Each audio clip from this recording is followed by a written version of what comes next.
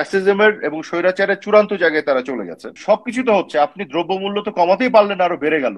তো আওয়ামী লীগকে দোষ দিচ্ছিলেন, আওয়ামী লীগের সিন্ডিকেটেড এরা এগুলো করছিল, তো এখন কে করছে? আওয়ামী লীগের আমলে তো অন্তত আইন শৃঙ্খলার একটা নিরাপত্তা ছিল মানুষের, এখন তো মানুষের নিরাপত্তাও নাই। যে কোনো কাউকে একটা ট্যাগ দিয়ে মার্ডার কেস দিয়ে দিচ্ছে। গণমাধ্যমের যারা আপনাদের বন্ধুরা যারা, তাদের সাথে নিশ্চয়ই আপনি কথা বলেন, কথা বলে দেখেন তারা কেমন আছে, তারা অনেকে আফসোস করেন। আজকে আমাদের সঙ্গে উপস্থিত আছেন সাবেক তথ্য প্রতিমন্ত্রী এবং আওয়ামী লীগের কেন্দ্রীয় কার্যনির্বাহী সংসদের সদস্য মোহাম্মদ এ আরাফাত। আরাফাত ভাই, আপনাকে স্বাগত জানাচ্ছি বেঙ্গল নিউজে। ধন্যবাদ তুষার।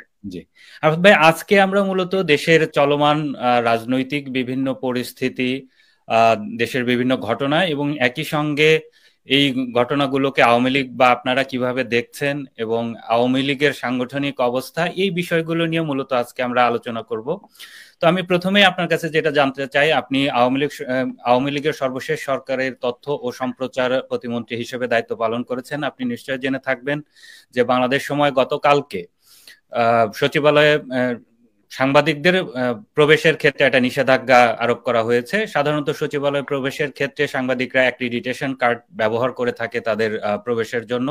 তো সেটিকে আপাতত বাতিল রাখা হয়েছে এবং সাংবাদিকদেরকে সচিবালয়ের নিরাপত্তার জন্য তারা বলছে যে এটা ঝুঁকিপূর্ণ। তো এই যে সাংবাদিকদেরকে নিরাপত্তার ঝুঁকি মনে করা হচ্ছে, তো এই বিষয়টিকে আসলে আপনারা কিভাবে দেখেন? কি মনে হয় আরাফাত ভাই, যে আসলে এইটা কি কারণে সাংবাদিকদেরকে এই সময়ে এসে সচিবালয় প্রবেশকে ঝুঁকিপূর্ণ মনে করা হচ্ছে? ধন্যবাদ আপনাকে তুষার। প্রথম কথা হচ্ছে যে যাদেরকে তারা আওয়ামী লীগ পন্থী সাংবাদিক মনে করেন, তাদের তো অ্যাক্রেডিটেশন কার্ড তারা বাতিল করে দিয়েছে। তার মানে এখন যাদের কাছে অ্যাক্রেডিটেশন কার্ড আছে তাদেরকে নিশ্চয়ই তারা তাদের পক্ষের বা তাদের প্রতি তাদের আস্থাভাজন এরকমই মনে করেন। কিন্তু সেই সাংবাদিকদের উপরও তারা আস্থা রাখতে পারছে না। এটা অর্থ হচ্ছে তারা কিছু একটা লুকানোর চেষ্টা করছে। সাংবাদিকরা যদি ভিতরে যায়, অনেক গোমর ফাঁস হবে। আজকে তারা সরকারে আছে, ক্ষমতায় আছে, তাদের সাথে রাষ্ট্রের সকল প্রতিষ্ঠান, অথচ তাদের কাস্টাডিতে থাকা এই অফিসগুলি পুড়ে গেল। এবং তাদের যে দায় ছিল, যে দায়িত্ব ছিল, সেটি তারা না নিয়ে তারা একটা ষড়যন্ত্র তত্ত্ব বাজারে ছেড়েছে। যার হাতে সবকিছু, যে এটার কাস্টাডিয়ান, যে এটার গার্ডের গার্ডের দায়িত্ব আছে, তার থাকা অবস্থায় যদি এইভাবে আগুন লাগে, তাহলে এই দায়িত্ব কার? এই দায় কার? এখানে হয় কিন্তু তারা। তারা তো বলছে আরাফাত ভাই যে এর পেছনে ষড়যন্ত্র আছে এবং বিগত আপনাদের সময়ে টানা 16 বছরে যে ধরনের অন্যায় দুর্নীতি হয়েছে, এই দুর্নীতিকে আড়াল করার জন্যই ষড়যন্ত্র করে এই নথিপত্র পুড়িয়ে দেওয়া হয়েছে। তো আওয়ামী লীগ কি এখন কোথাও আছে যে আওয়ামী লীগ নথিপত্র যে পুড়িয়ে দিয়ে আসলো? এই ধরনের বালুখিল্য কথাবার্তা বলে মানুষকে তো বোকা বানানোর কোনো মানে হয় না। সকল ক্ষমতা তো তাদের, অথরিটি তাদের, দখল তাদের, তাদের দখলে সবকিছু, অথচ জিনিসগুলো পুড়ে গেল আর দায় দিচ্ছে অন্যদের ঘাড়ে। তো আমার কথা হলো যে এগুলো হয় কি, যে যখন নিজে দায় নিতে পারে না, নিজের কোনো যোগ্যতা স্বাক্ষর রাখতে পারে না, তাদের এখানে, যেহেতু তারা এখন এই এই অফিসগুলোর দায়িত্বে আছে, কাজে সেগুলোকে রক্ষা দেওয়া, সুরক্ষা করার দায়িত্ব তাদের। আমি তো বরং, আপনি যেটি বললেন যে এই মন্ত্রণালয়ের দায়িত্বে ছিলাম, সেই মন্ত্রণালয়ের দায়িত্বে থাকা একজন প্রতিমন্ত্রী হিসেবে আমি তো মনে করি যে এটি সঠিক তদন্ত করে বের করা দরকার কারা আসলে এই কাজটি করেছে। কারণ এটি তো খুবই একটা নেক্কারজনক একটি ঘটনা। আপনি সরকারি দলিল কেন এভাবে পুড়ে যাবে? এখানে হয় তারা নিজেরাই জড়িত ছিল, অথবা তাদের এখানে এক ধরনের নেগলিজেন্সি ছিল এবং ফেইলিয়ার ছিল। এবং যেহেতু আগুন তারাও নেভাতে এখানে তো দায়িত্বে অনেক আছে, লম্বা তাদের এই সময় দায় নিতে লেগেছে। হবে। বরং আমরা তো শুনছি যে গত 4.5 মাসে তাদের বিরুদ্ধে যেসব দুর্নীতির অভিযোগ উঠছে, নিয়োগ বাণিজ্য, এই বাণিজ্য সেই বাণিজ্য, সেগুলো পুড়িয়ে দেওয়ার জন্য তারা করেছে কিনা। এখন এই ধরনের হাওয়ায় ওপর কথা তো না বলে, তারাও যেটা বলছে, তদন্ত করলো না, কিছু করলো না, আগুন লাগলো, সাথে সাথে একটা স্টেটমেন্ট দিয়ে বাজারে ছেড়ে দিল। তো এই ধরনের আচরণ, এগুলো ভালো না। আমি যেটা মনে করি যে এটা উচিত হবে সত্যিকার অর্থে ইম্পার্শিয়াল একটা তদন্ত করে জাতির সামনে হাজির করা, কেন কিভাবে হয়েছে। এবং যেহেতু তারা এখন ক্ষমতায়, তারা সরকারের দায়িত্বে আছে, তাদের অধীনে অফিস, তাদের সবকিছু, কাজে দায়ী তাদের ঘাড়েই বর্তায়। এবং তারা যদি এই অভিযোগ করে যে আমাদের কেউ ষড়যন্ত্র করেছে, সেটাও প্রমাণ করার দায়িত্ব তাদের। যতক্ষণ না করতে পারছে তার আগ পর্যন্ত তাদেরকে কিন্তু এই দায় নিতে হবে। যে আমার কথা হলো, এই যে এই ধরনের পাল্টাপাল্টি করার প্রয়োজন নেই। তারা তারা ক্ষমতায় আছে, তাদের হাতে সবকিছু, তারা এটা প্রমাণ করে দিক তদন্ত করে। কিন্তু বলছে যে আওয়ামী লীগ আমলের আমলারাই এখনো সচিবালয়ে নেতৃত্বে আছে, তারাই আওয়ামী লীগের সঙ্গে যোগ সাজস করে এগুলো ঘটিয়েছে কিনা। আর তাহলে তারা ক্ষমতা ছেড়ে দেখ, তারা যদি দেশ চালাতে না পারে।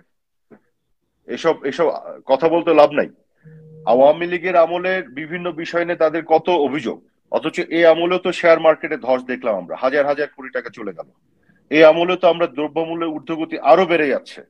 তো এখনো চাঁদাবাজি সিন্ডিকেট আছে, তারা যেটা বলতো যে চাঁদাবাজি সিন্ডিকেট, এটা আটকাতে পারছে না। এই আমলে এখনো বিভিন্ন প্রকল্পের ব্যয় তারা বৃদ্ধি করে যাচ্ছে, হাজার হাজার কোটি টাকা বৃদ্ধি করছে। তো যেগুলো নিয়ে আওয়ামী লীগ আমলে আমাদেরকে তারা দোষ দিত, তার সবকিছু তো হচ্ছে এবং করে যাচ্ছে, এবং আরো 10 গুণ বেশি করে হচ্ছে। তারা বলতো যে আইনের শাসন বলে কিছু ছিল না, এখন আছে। এই ডিএমপি কমিশনারই তো বলছে যে বিভিন্ন জনের নামে মিথ্যা মামলা দিয়ে চাঁদাবাজি চলছে, এটাকে আইনের শাসন বলে? তারা গণমাধ্যমের স্বাধীনতার কথা বলতো, এখন গণমাধ্যমে ঢুকে মাস্তানি করে আহ চাকরিচ্যুত করছে সাংবাদিকদের, অ্যাক্রেডিটেশন কার্ড বাতিল করছে, এখন যাদের অ্যাক্রেডিটেশন কার্ড আছে তাদেরকেও প্রবেশ নিষিদ্ধ করছে কিন্তু সেক্রেটারিয়েটের বলা ভেতরে। তো হয় যে তো এই আওয়ামী লীগের আমলে কোনো কোনো মাধ্যম কোনো কথা বলতে পারেনি, নিউজ করতে পারেনি, আপনারা গণমাধ্যমে ব্যাপক নিয়ন্ত্রণ প্রতিষ্ঠা করেছিলেন। এখন করতে পারছে? এখন করতে পারছে?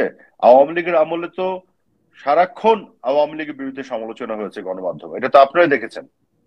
এবং কিছু কিছু টক শো ছিল, কিছু কিছু টেলিভিশন ছিল, তো সারাক্ষণ আওয়ামী লীগের বিরুদ্ধেই কথা বলতো। কিন্তু এখন আমি একজন ফর্মার মিনিস্টার হিসেবে এবং আওয়ামী লীগের কেন্দ্রীয় কার্যনির্বাহী সংসদের সদস্য হিসেবে আমি একটা স্টেটমেন্ট দিলে সেই স্টেটমেন্ট আজকে ছাপায় না। আমি যখন কথা বলি বলে তাদের উপর নিষেধাজ্ঞা আছে, ছাপাতে তারা ভয় পায়। কখন কোন পত্রিকার সামনে যে গরু জবাই দিবে, আওয়ামী লীগের আমলে এগুলো হয়েছিল? তো এখন কথা হচ্ছে যে আমরা ধরেন স্টেটমেন্ট বাদ দেন ছাপানো, আমাদের একটা বক্তব্য নেওয়া আপনার প্রকাশ করা তো দূরের কথা, আমরা ছোট একটা যদি প্রতিবাদ মিছিল করি দ্রব্যমূল্যের ঊর্ধ্বগতি এবং আইন শৃঙ্খলা অবনতি এগুলো নিয়ে, আমরা একটা ব্যানার ছাপাতে পারি না? যারা ব্যানার প্রিন্ট করে সেখানেও বলে দেয়া আছে যে কোনো ধরনের মুক্তিযুদ্ধের চেতনার পক্ষের কোনো ব্যানার ছাপানো যাবে না। আপনি ব্যানারে শুধু একটা স্লোগান লিখবেন, তোমার আমার ঠিকানা পদ্মা মেঘনা যমুনা, তুমি কে আমি কে বাঙালি বাঙালি, জয় বাংলা। এই স্লোগানটা মুক্তিযুদ্ধের স্লোগান, এটা লিখে আপনি ছাপাতে যান, পরীক্ষা করে দেখুন ঢাকা শহরে কোনো ব্যানার যারা ছাপায় প্রিন্ট করে কেউ করবে না। তো আজকে এই ধরনের অঘোষিত না, ঘোষণা দিয়েই তারা এইসব নিষেধাজ্ঞা দিয়ে রেখেছে। মানে ফ্যাসিজমের এবং স্বৈরাচারের চূড়ান্ত জায়গায় তারা চলে গেছে। যে বিষয় নিয়ে এইসব, এই যে হিউম্যান রাইটস ডিফেন্ডাররা আজকে তো প্রফেসর ইউনূসের ক্যাবিনেটে আছে, যার হিউম্যান রাইটস নিয়ে কত তাদের কথাবার্তা কান্নাকাটি, আজকে যে প্রতি পদে পদে, আজকে যে প্রতি পদে পদে মানবাধিকার লঙ্ঘন হচ্ছে কোনো বিচার ছাড়া, অন্যায়ভাবে শিক্ষক, আপনার সাংস্কৃতিক কর্মী, লেখক, রাজনীতিবিদ সবাইকে, শাহরিয়ার কবিরকে ধরে রেখে দিয়েছে, এবং আমি খবর পেয়েছি যে তাকে নাকি ফ্লোরের মধ্যে শুয়ে থাকতে হয়। ফর্মার জাস্টিস শামসুদ্দিন চৌধুরী মানিক ফ্লোরের মধ্যে রেখে দিয়েছে যেন তারা ওখানে ঠান্ডায় নিউমোনিয়া হয়ে মারা যায়। আপনাদের আমলেও তো বলা হয় যে আয়না ঘর করা হয়েছিল, সেখানে অনেককে বন্দি করে মানবেতর জীবন যাপন করতে হয়েছে তাদের। তো সেই আয়না ঘরের তারা ইনভেস্টিগেট করে বের করুক, বিএনপির কোন নেতাটা আয়না ঘর থেকে বের হয়ে এসছে একটু দেখান। আপনি একটু দেখান কোন লেখক, সাহিত্যিক, কবি, প্রফেসর মোহাম্মদ জাফর ইকবালের মতন একজন মানুষ, বা আওয়ামী লীগের বড় বড় নেতারা যারা, এরকম বিএনপির কোন নেতাটা আয়না ঘর থেকে বের হয়েছে?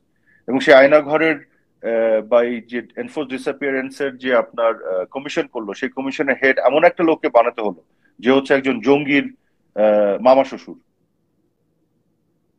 এবং তারা যোগ সাজস করে এখন আর্মিতে যারা একবারে সর্বোচ্চ পর্যায়ে বিভিন্ন সময় দেশের জন্য সার্ভ করেছে তাদেরকে এখন ইমপ্লিকেট করার চেষ্টা করছে।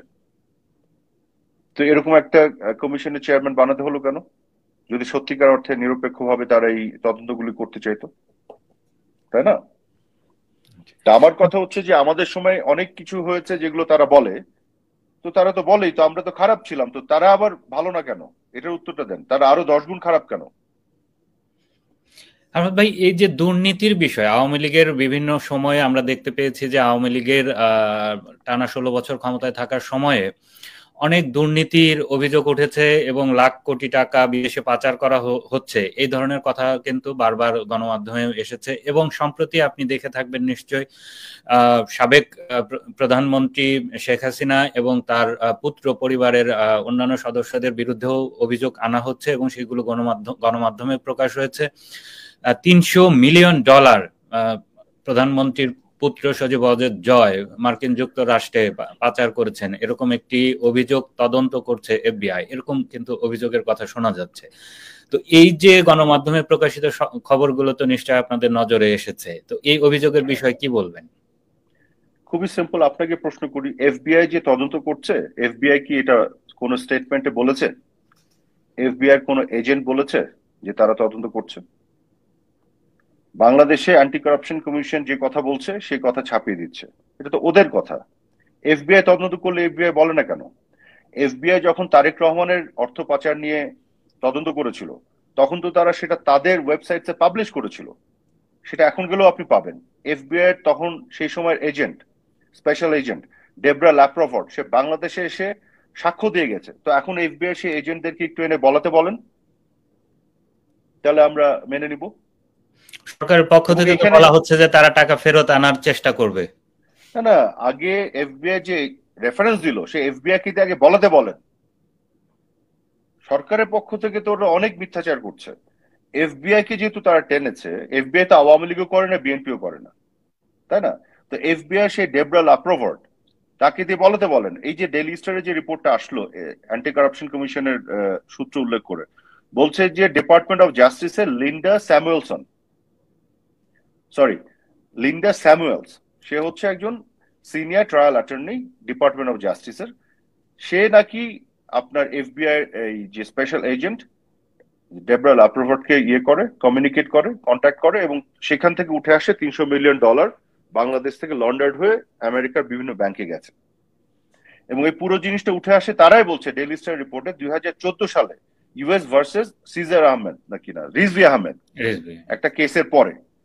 কিন্তু এই যে লিন্ডা স্যামুয়েলস এর কথা যে বলছে যে ডিপার্টমেন্ট অফ জাস্টিসের যে সিনিয়র ট্রায়াল অ্যাটর্নি যে কন্ট্যাক্ট করে, সে তো 2013 সালে মারা গেছে। আর এই পুরো ঘটনাটা নাকি সূত্রপাত হচ্ছে 2014 সালে, এই রিপোর্টে আছে।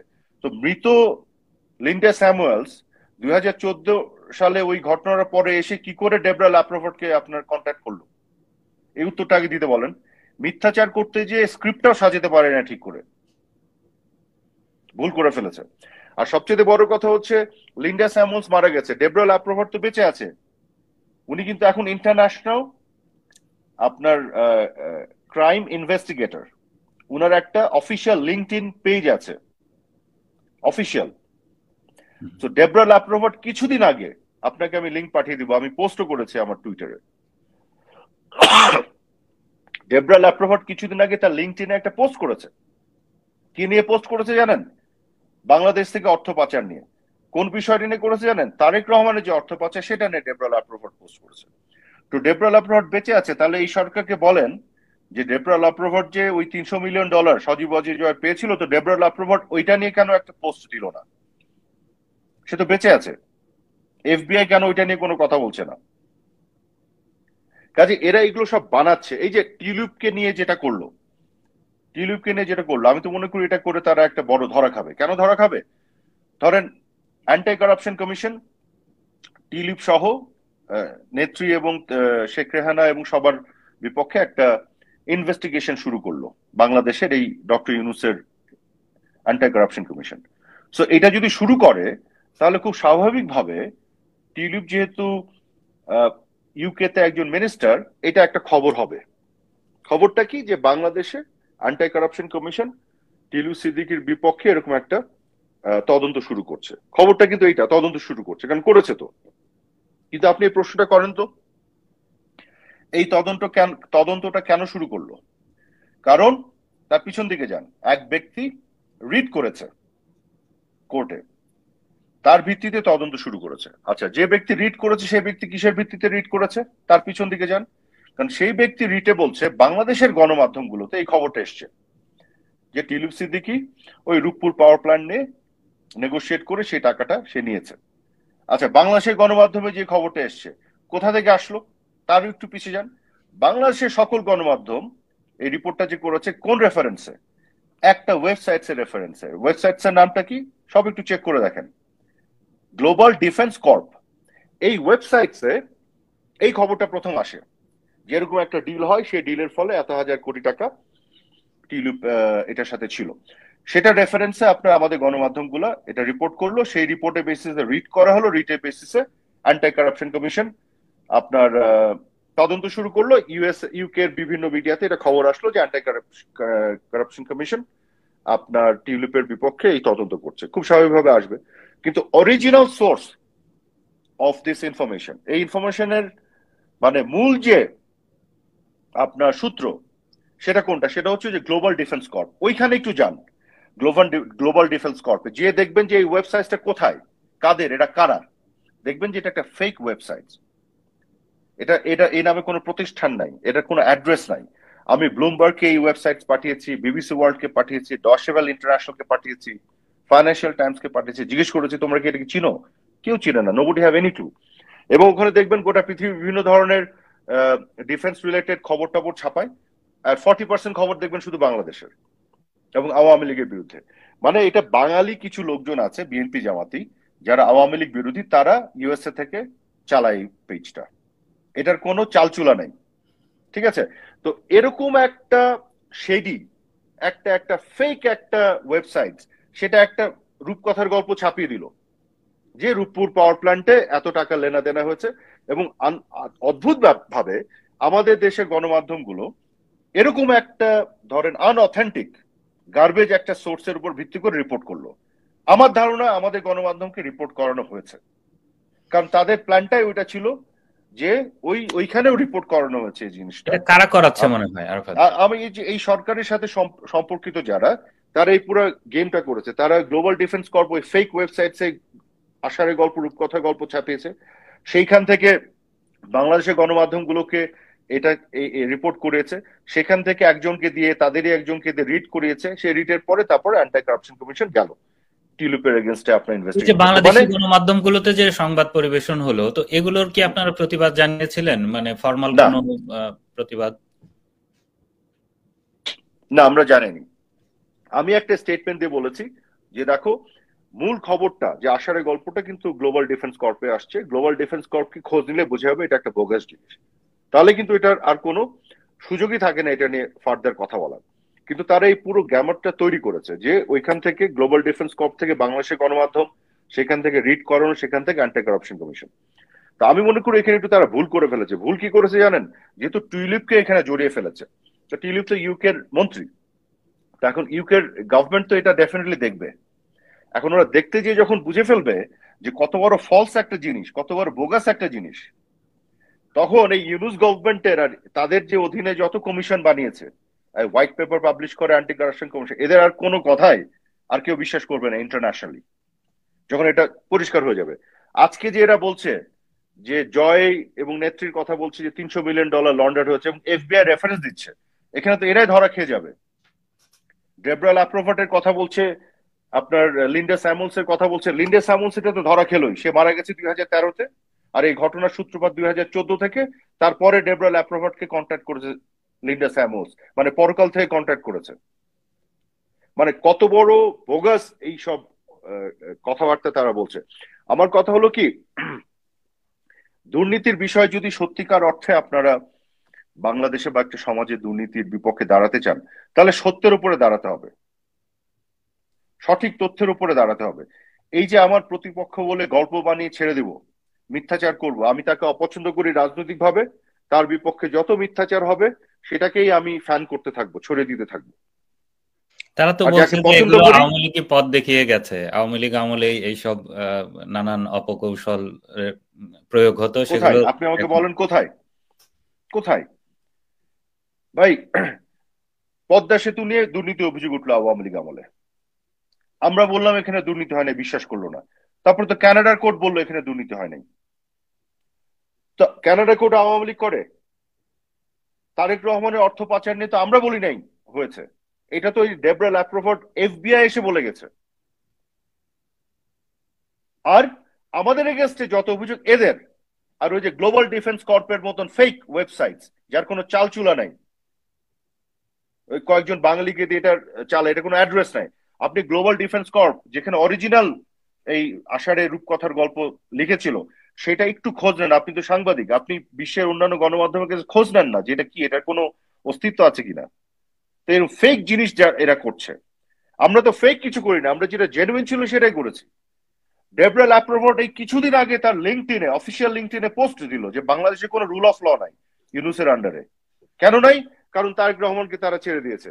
যে মানি লন্ডারিং এর তদন্ত সে নিজে করেছে এবং সাক্ষ্য দিয়ে গেছে, যেটা প্রমাণিত, সেটা তারা ছেড়ে দিয়েছে। আর টিউলিপের বিপক্ষে আষাঢ়ে গল্প সাজাচ্ছে, জয়ের বিপক্ষে আষাঢ়ে গল্প সাজাচ্ছে। তো এটাই আমার আবেদন থাকবে দেশের মানুষের কাছে, যে আপনাদের যদি চিন্তা এরকম হয় যে রাজনৈতিকভাবে যাকে প্রতিপক্ষ মনে করেন তার বিপক্ষে যতই মিথ্যাচার, অসত্য, আষাঢ়ে গল্প থাক সেটাই আপনারা বিশ্বাস করবেন, যেহেতু আপনি তাকে পছন্দ করেন না, তাহলে দেশ জাহান্নামে যাবে। আমার এটা নিয়ে কিছু বলার নাই। আর যদি মনে করেন আপনি কাকে পছন্দ করেন বা করেন না নির্বিশেষে, শুধু সত্য এবং সঠিক তথ্যের উপর দাঁড়ান, যে আসল দুর্নীতি করেছে তাকে ধরবেন না, যে দুর্নীতি করেনি তাকে দুর্নীতিবাজ বানাবেন না, এই জায়গাতে যদি আপনি ঠিক থাকতে পারেন বাংলাদেশ দুর্নীতি মুক্ত হবে। তাছাড়া এদের জীবনও দুর্নীতি মুক্ত হবে না। আরাফাত ভাই, আমরা এখন একটু এই যে দেশের চলমান রাজনৈতিক বিষয়গুলোর উপরে একটু কথা বলতে চাই। সেটা হচ্ছে যে মানে সারা দেশে মানে অন্তর্বর্তী সরকার যেটা এখন দেশ চালাচ্ছে, তাদের নানা ব্যর্থতা নিয়ে দেশের মানুষের মধ্যে কিন্তু এক ধরনের আলোচনা আছে। বিশেষ করে খেটে খাওয়া মানুষ, তাদের দ্রব্যমূল্যের ঊর্ধ্বগতি এগুলো নিয়েও ক্ষোভ আছে। প্রতিদিন খুন, ধর্ষণ এই ধরনের ঘটনাগুলো ঘটায় আইন শৃঙ্খলা পরিস্থিতির একটা অবনতি খেয়াল করা যাচ্ছে। এবং আপনি দেখবেন যে সম্প্রতি ডিএমপি কমিশনারও স্বীকার করেছেন যে আসলে ছিনতাই সহ অন্যান্য আইন অপরাধমূলক কর্মকাণ্ড বেড়ে গেছে। তো এই যে পরিস্থিতি, এমন একটি পরিস্থিতি মধ্যেও যেখানে সরকারের উপরে মানুষের ক্ষোভ আছে এবং মানুষ মনে করছে যে এই সরকারের সফল হওয়ার সম্ভাবনা একদমই নাই, সেরকম একটি পরিস্থিতির মধ্যেও দল হিসেবে আওয়ামী লীগ মাঠে নামতে পারছে না। তো কেন আপনারা মাঠে নামতে পারছেন না? এটা উত্তর আপনি দেন। যারাই আওয়ামী লীগের মাঠে আছে তাদেরকে তো বিভিন্ন হত্যা মামলা দিয়ে, মিথ্যা মামলা দিয়ে জেলের মধ্যে করে দিচ্ছে। এবং গোটা বাংলাদেশে আওয়ামী লীগের প্রত্যেকটি জেলা, উপজেলা, ইউনিয়ন পর্যায় পর্যন্ত, থানা, ওয়ার্ড পর্যায় পর্যন্ত অফিসগুলি সব ভেঙে লুটতারাজ করে নিয়ে গেছে। আওয়ামী লীগের সকল নেতাদের বাসা লুটতারাজ করা হয়েছে। এবং কোনো ছোটখাটো প্রোগ্রাম যদি দেয়া হয়, এই যে 10ই নভেম্বর শহীদ নূর হোসেন দিবস, এটা এখানে একটা সাধারণ প্রোগ্রাম ছিল, সেখানে কি আচরণটা করা হলো এবং রাষ্ট্রীয়ভাবে ঘোষণা দেয়া হলো যে আওয়ামী লীগকে প্রোগ্রাম করতে দেয়া হবে না। সরকারিভাবে ঘোষণা দেওয়া হলো এবং জঙ্গিরা, ওদের জঙ্গি সদস্যরা কিন্তু ফেসবুকে ও তাদের কুড়াল আড়িয়ে ধার দেওয়া শুরু করলো, আওয়ামী লীগকে জবাই করবে। তো এই বাস্তবতায় একটু সমস্যা হচ্ছে। এটা সাময়িক, কিন্তু আওয়ামী লীগের যে শক্তি, এটা জনমানুষের শক্তি। এবং মানুষ কিন্তু এখন পরিষ্কার হয়ে গেছে যে আওয়ামী লীগের আমলে এরা যেসব অভিযোগ করত, আজকে যখন এলপিজির দাম বাড়াচ্ছে, বিদ্যুতের দাম বাড়াচ্ছে, গ্যাসের দাম বাড়াচ্ছে, তখন কিন্তু আর সিপিডি কথা বলে না। খেয়াল করেন, আজকে যখন দুর্নীতি হচ্ছে তখন কথা বলে না। যখন আপনার বড় বড় প্রকল্পের ব্যয় বৃদ্ধি করছে, সময় বৃদ্ধি করছে, তখন আর হেডলাইন করছে না কিন্তু এদের পোষা মিডিয়াগুলা। খেয়াল করে দেখেন, শেয়ার বাজারে হাজার হাজার কোটি টাকা চলে গেল, তো এখন কে নিয়ে গেল? তো ওই সবকিছু তো হচ্ছে, আপনি দ্রব্যমূল্য তো কমাতেই পারলেন না, আরো বেড়ে গেল। তো আওয়ামী লীগকে দোষ দিচ্ছিলেন, আওয়ামী লীগের সিন্ডিকেটেড এরা এগুলো করছিল, তো এখন কে করছে? আওয়ামী লীগের আমলে তো অন্তত আইন শৃঙ্খলার একটা নিরাপত্তা ছিল মানুষের, এখন তো মানুষের নিরাপত্তাও নাই। যে কোনো কাউকে একটা ট্যাগ দিয়ে মার্ডার কেস দিয়ে দিচ্ছে। গণমাধ্যমের যারা আপনাদের বন্ধুরা যারা, তাদের সাথে নিশ্চয়ই আপনি কথা বলেন, কথা বলে দেখেন তারা কেমন আছে। তারা অনেকে আফসোস করেন। হ্যাঁ, বাংলাদেশের বাস্তবতায় আমরা যখন ক্ষমতায় ছিলাম আমরা যে সবকিছু শুদ্ধভাবে করেছি এটা আমি দাবি করব না। আমাদের ভুল ভ্রান্তি ব্যর্থতা ছিল, অবশ্যই ছিল।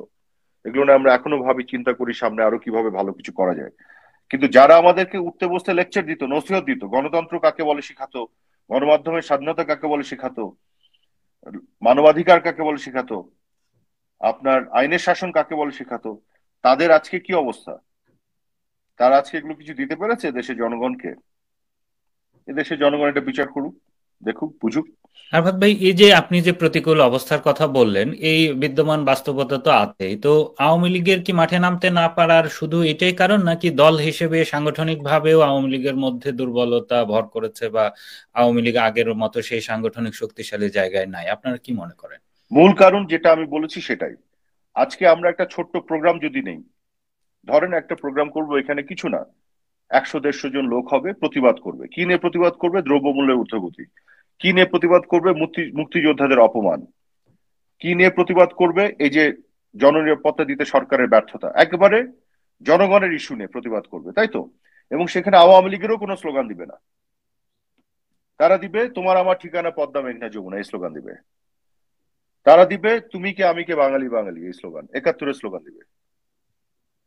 তারা দিবে মুক্তিযুদ্ধের হাতিয়ার গর্জে ওঠো আরেকবার, জয় বাংলা, এই স্লোগান দিবে। এবং সেই ব্যানারে বঙ্গবন্ধু কন্যা জননেত্রী শেখ হাসিনারও ছবি থাকবে না, শুধু বঙ্গবন্ধুর ছবি থাকবে, জাতির জনকের ছবি, মুক্তিযুদ্ধের অবিসংবাদিত নেতার ছবি থাকবে। সেই ব্যানারটা আজকে আপনি একটু প্রিন্ট করে আমাকে দেখায় দেন বাংলাদেশে